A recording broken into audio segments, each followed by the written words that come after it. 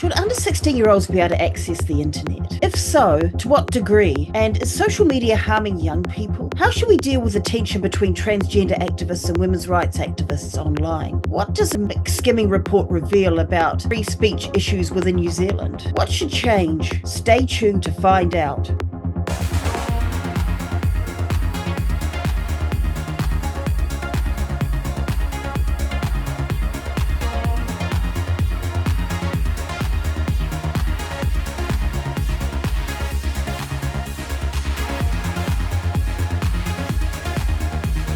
Hi, welcome to the Kiwi Rocket.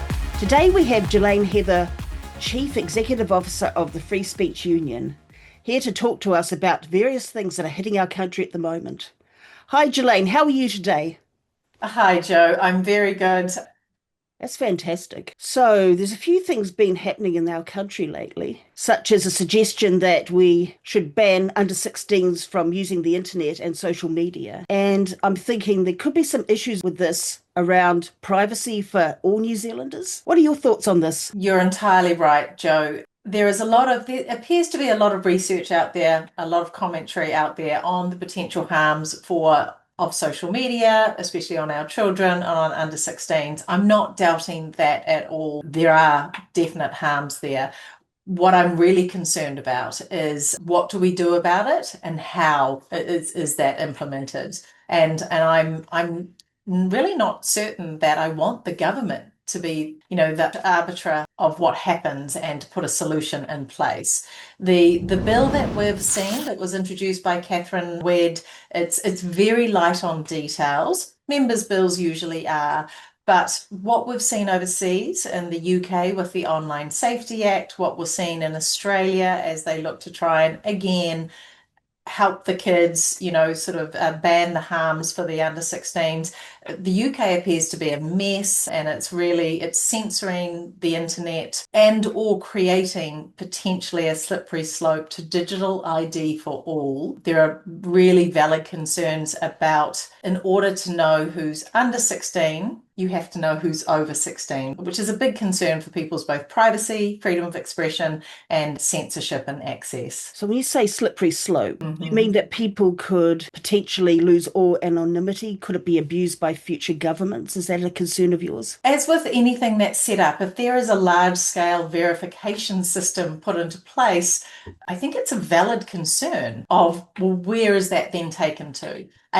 What's stored there, who gets access to it, how is it used, and then is that then a next step to a digital universal ID? I think those are absolutely valid concerns expressed by people, and I think if we're united in the fact that maybe we want to reduce harms, let's really focus on effective measures that actually do that and maybe don't wave in large-scale censorship or freedom of expression sort of censorship measures. It's fantastic. Do you think there are any issues around under 16s accessing social media? Or do you think that could be managed without legislation? Or do you think that some form of government control is necessary? I'm not of the opinion that the government should solve all of our problems. I think that the community, parents, there are a number of other better ways for us to address problems that are happening in our community and with our kids. I think there are some really good parental tools out there. I always think that education, digital literacy, media literacy, sort of evaluative tools are really great both for parents and for kids. I do want to acknowledge that these platforms have an enormous amount of power.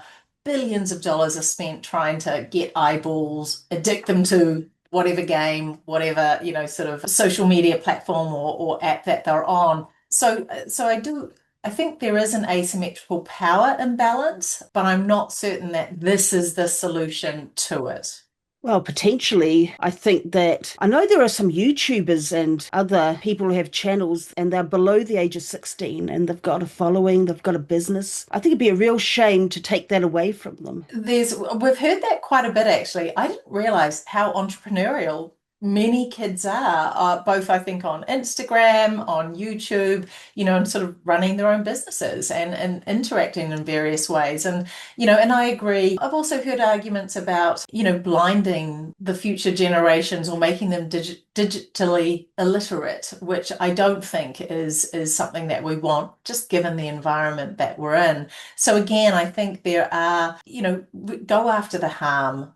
Try and redress the power imbalance. Is it in the data? Is it in, sort of more data protection for sort of under 16s in some ways? I'm not quite sure what those are, but I would rather that those are explored more. Otherwise I think you get into some very blunt and subjective instruments of essentially censorship for how people get to access online spaces and information. I don't know if you're willing to talk about this, but I understand the Free Speech Union is representing Rex Landy in a case where she got penalised for missing out on taking down everything bar two of her Substack pieces, and now she could face 6 months in jail or a very large fine. Look, I know a little bit about that case, and we are working with Rex's lawyer to understand more of those details. So I have also heard that from what I've heard, it does sound like it's an outrageous punishment. It sounds like Rex might be subject to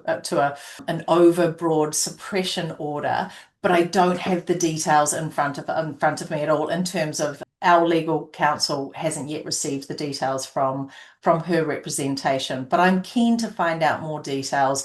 The HDCA, as we know, has been used as a weapon before to silence journalists, to silence sort of other people, and with often overly broad either suppression or without notice powers. So I'm keen to find out more details and to sort of see if this is within our free speech remit, and then to look how we could lend assistance if possible. I think it's fantastic that at least your organisation is considering helping with this case. Yeah, no, absolutely. We've got a lot of problems with the Harmful Digital Communications Act, let alone, like, it's been in the news a lot in the last few weeks, right? Yeah. In your opinion, do you think the Harmful Digital Communications Act is working? No, I don't. It's sort of quite bluntly, it was meant to protect young people again from sort of online bullying, cyberbullying, etc. Our in-house counsel is also doing a 10-year review. It's been 10 years since it became an act. And what we've discovered is that it's complete mission creep. It doesn't at all seem to be focused on its original intention.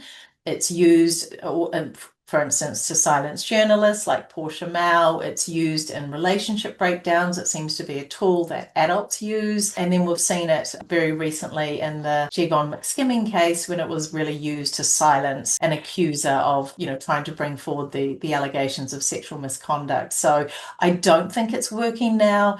I don't know. I really don't think it's working now. I don't know whether it can be fixed or whether it just needs to be reworked entirely, but I think we can agree it's absolutely not fit for purpose in its current state. That is interesting. With the McSkimming case, can you identify a few free speech issues that there are involved in that case? Absolutely. I mean, one of the main issues I have with the Harmful Digital Communications Act is that it doesn't allow truth as a defense or public interest as well. So it can just be, and it's very subjective, the level of harm. Someone just needs to sort of say it's emotional distress. And so it literally can just shut down speech. It could be true, it could be in the public interest.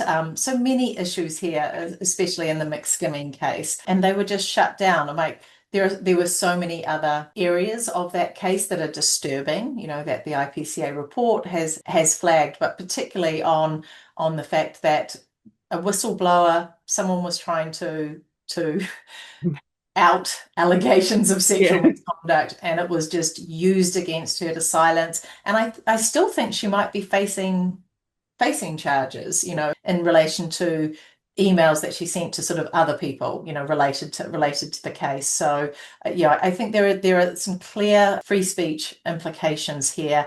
And with the HDCA, freedom of expression has never really been given what we would believe would be the proper weight by the courts or in the act. So that needs to be redressed. If something's true and in the public interest, it needs to be out in the open, right? And you can't have a law that shuts you down. With regards to that, do you think that the political appointment of police commissioners should maybe be eliminated? Maybe it should just be internal to the police?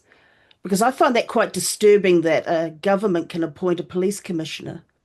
Look, I don't know all the ins and outs of it, but I think what we've seen, particularly with Andrew Costa and then obviously trying to line up Jevon McSkimming for the next post, I think it is disturbing. I think it is disturbing when the police are supposed to be sort of an independent enforcer of the law and not play such a key role in the politics that might shape the law. So it lessens the trust that we have that the police are apolitical, neutral, and are serving all of New Zealand rather than potentially their own causes or those of the people that appoint them. So I think there are definitely issues there, even if they're just issues of perception of the police not being a neutral body. What do you think about suppression orders that are given in a police case that goes to court and then a person can't even say that the court has ordered they can't talk about it? Suppression orders are the subject of very intense discussion on our council at the Free Speech Union. Generally, I would say our position is that we acknowledge that, especially in the instances of a victim-led suppression order, that they have their place, perhaps even the family or a young child of a perpetrator. But outside of that, I think they should be very, very limited. And I think we're seeing, it feels like a lot of high profile cases in which suppression has been ordered even after conviction, even after conviction for very long times or for a very long time during the process. But it's usually in a situation where the court knows, the media knows, all of the family and the community knows, like it's almost the worst known news where a lot of people know, but it's under this arbitrary suppression order. Or we saw a number of years ago, gosh, it was in the Grace, I'm going to forget her last name case, where we had a suppression order in New Zealand, but in the UK, which is where she was from, they ran the entire story. So generally suppression orders have their place. It's limited, and I think it leads to less trust from the public if it feels like, look, everyone else knows, but somehow there's a suppression order that's going on for months and months and months, if not years, or a permanent suppression order, and we can't understand why. There's a perception out there, and I don't know if you agree with it or not, that often suppression orders favour celebrities and people in power. Oh, it could affect their career. And some people are saying that it's the rich people get suppression, ordinary people don't. Mm.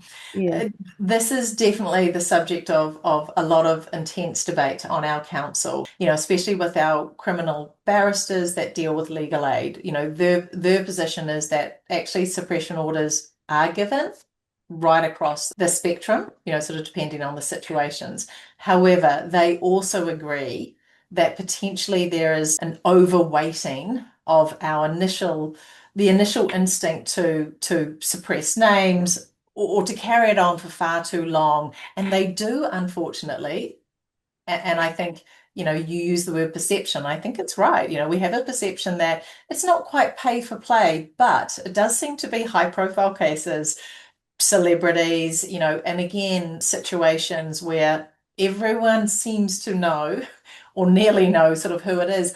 Or like one of the cases recently, it's driven such curiosity to it, sort of that Streisand effect, where people start accusing different people of being the person that has had their name suppressed, and they're having to come out and sort of declare themselves innocent. It really drives curiosity, I think, far more, which can be damaging to other people, far more than actually just if someone is convicted of a crime.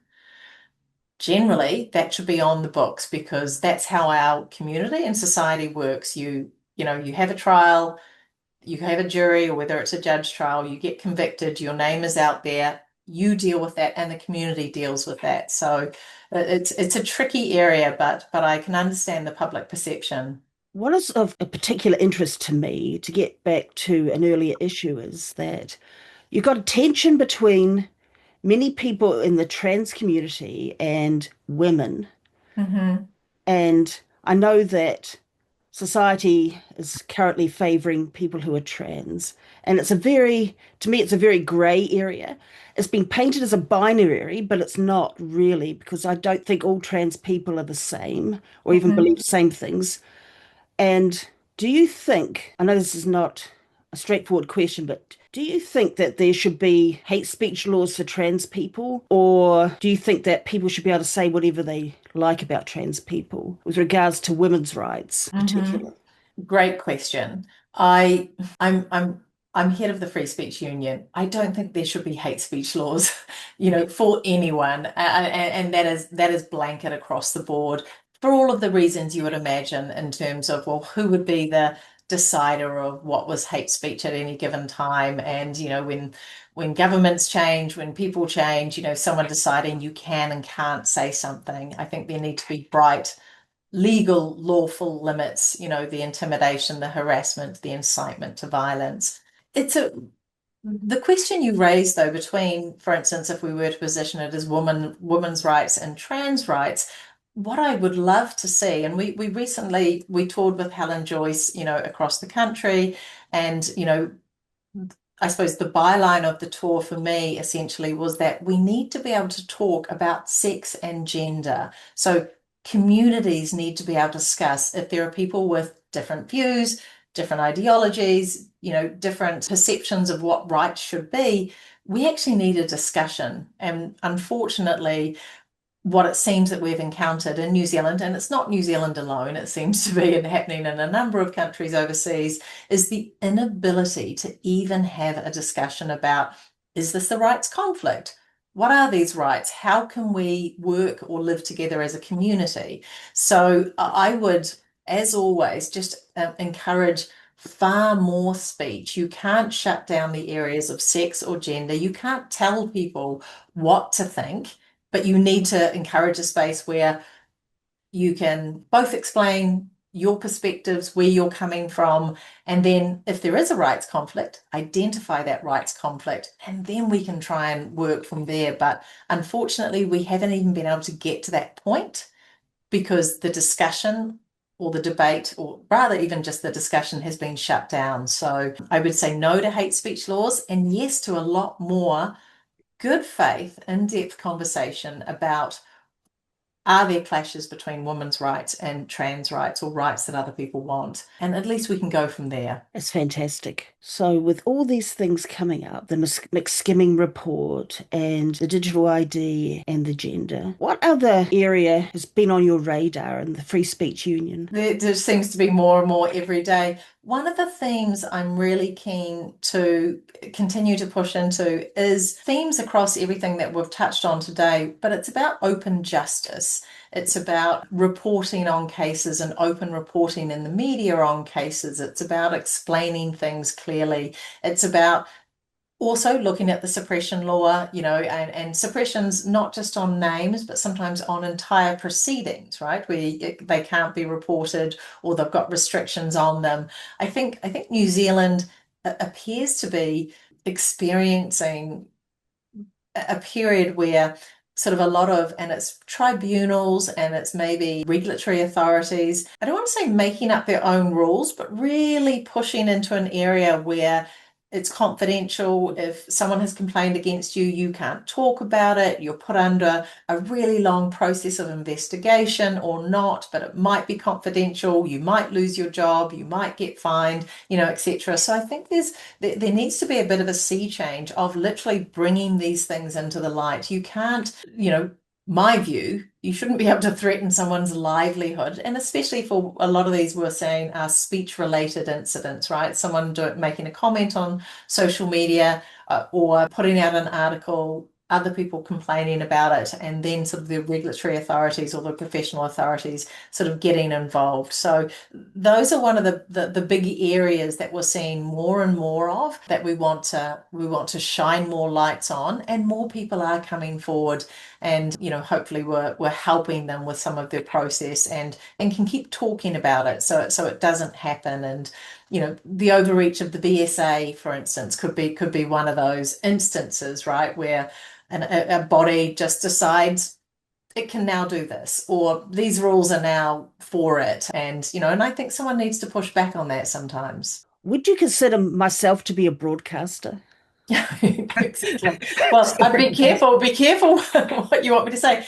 By all accounts, the Free Speech Union was considered a broadcaster, or rather, we made it onto the drop-down list for during the complaints process. So I think it is a really it was an incredible move, I think, and an overreach just to extend yourself out into the internet and sort of declare it. So, Joe, you could be in trouble here. You could be towing that line between broadcasting and internet. No, I would say you're fine, but who knows, right? We've seen some of the craziest examples coming out. How do you think academic freedom is in our universities at the moment? It's a great question. So, as you'd know, ETAB 2 with an academic freedom sort of piece in it got passed, gosh, last week, I think it went through its last reading. I do think, again, I don't think that government is the appropriate place to solve anything. Unfortunately, in this instance,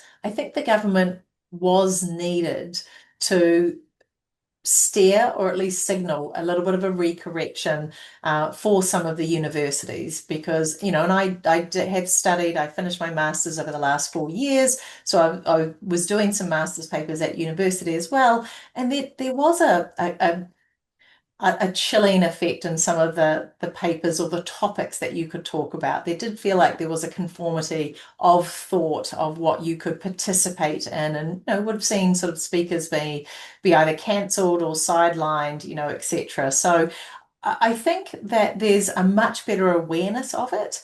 And from what I've seen, the universities, I believe the Auckland University freedom of speech policy was just passed by the Senate. By all accounts, and I have had a look at that, it's excellent, in terms of, so I think universities are either waking up to it or really aware of at least the concerns of some of their own academics and the concerns of some of the students there. So I hope that we are recorrecting and are on the right course. I notice there's some religious tensions. I hope you don't mind me bringing this up, say between Muslim people and people of other faiths Mm-hmm. in the Western world. And I'm aware that a lot of Muslim people feel threatened by the prospect of people saying things in case there's retaliation against their communities, and the people saying you can't bring in hate speech laws because that will restrict free speech. And Mm-hmm. I can understand the concerns of both sides, because there's been some real, as you know, tragic things that have happened to Muslim people. Where does the Mm-hmm. Free Speech Union stand on that? The Free Speech Union literally stands on the side of free speech, just in terms of, for all religions, people need to be able to criticize or comment on, or discuss critically or not, all religions. That they shouldn't be a topic that people can't discuss, especially when different faiths are living in the same community. We need to be able to, a little bit like sex and gender or trans and women's rights, we need to be able to discuss where one religion or one belief or practices might impact on another faith's religion or belief. But I agree with you. I think there can be a lot of hateful comments that are directed at different areas of our community.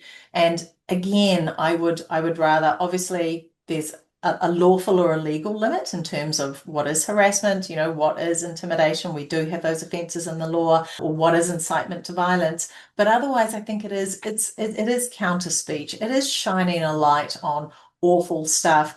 I wouldn't want to censor people and shut them down, because, again, I want them to tell me what they think, and then I can decide, do I want to be associated with them? Do I want to be near them? I really do want to know what people think, so I can make a judgment decision about where I'm going, where I send my kids, where I participate, et cetera, et cetera. So it is, I do understand the concerns, but I think the cure in this instance would be worse than actually just more community engagement, counter speech, and bringing more things into the light. What would you like to see in terms of public policy to aid free speech? Or do you think that our policies and laws are doing well at that at the moment?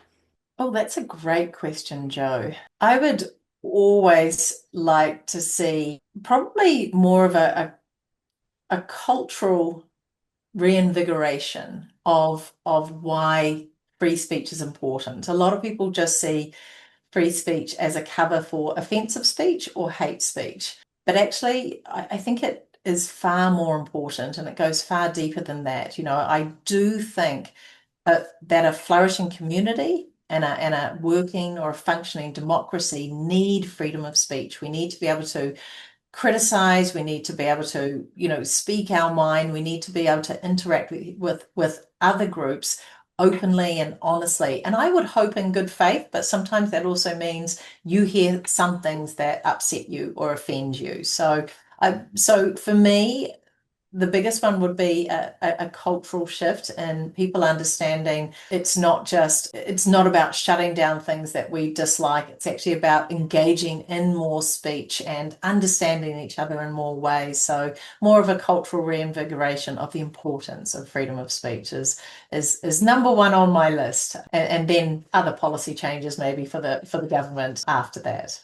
The Free Speech Union seems very proactive. You've recently had a conference. You've got lots of speaking tours. You've got lots of guests. Where do you see the Free Speech Union going next with your activities? That's a great question. A little bit to the point I just made in terms of the reinvigoration. We do want to be both reactive in terms of helping people with their cases, and we're probably looking to take on more in terms of high profile cases and backing people up and sort of pushing back on some of the restrictions and censorships.